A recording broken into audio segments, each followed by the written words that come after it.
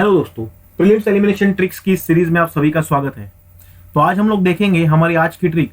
और trick says that numerical figures which are not well known have more probability to be wrong. मतलब क्या?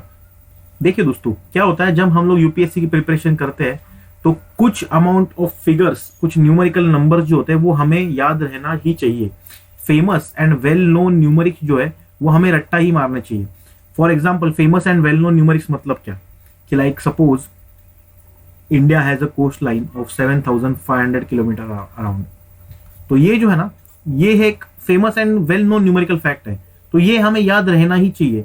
But अगर कहीं पे एमसीक्यू में अगर आपको रिस्क लेनी है एंड आपको वो एमसीक्यू सॉल्व करना ही है and still there is a numerical figure which is not well known, तो then you can take a risk and eliminate that option. देखिए दोस्तों, हम लोग अप्लाई करेंगे ये ट्रिक प्रीवियस ईयर क्वेश्चन के ऊपर। Question says, consider the following statement. Statement number 1 says that 36% of India's districts are classified as overexploited or critical by the Central Groundwater Authority. Okay. Second statement says that Central Groundwater Authority was formed under the Environment Protection Act. Third statement says that India has the largest area under groundwater irrigation in the world. Which of the statements given above is or are correct? तो देखिए दोस्तों, अगर हमें यहाँ पे risk लेना है, हमें यहाँ पे फैक्ट्स कुछ है जो पता नहीं है and still you want to solve the MCQs, then यहाँ पे जो है स्टेटमेंट 1 जो है is having high probability of getting wrong.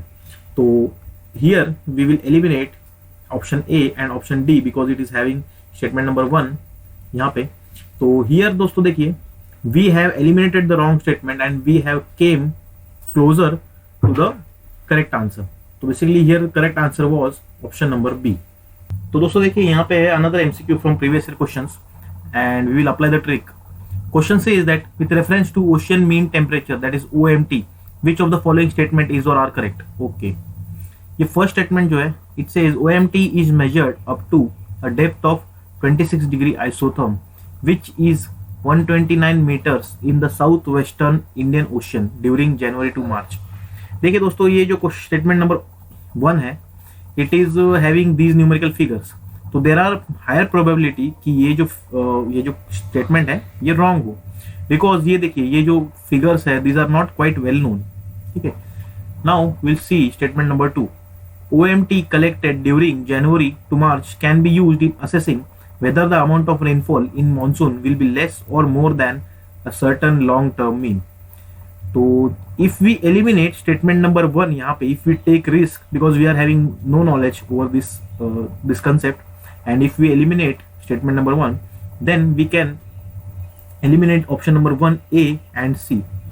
So here what we have done is, हम लोग ने एक wrong statement eliminate करके अपने क्वेश्चन के आंसर की तरफ नजदीक जा रहे हैं।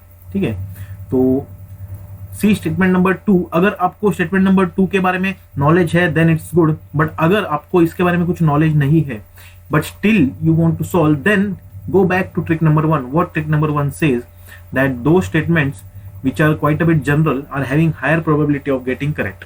तो ये स्टेटमेंट जो है ये काफी जनरल सा है, हो जाता है, then you can apply your trick and then you can arrive at option number B that is 2 only, and this is the correct answer.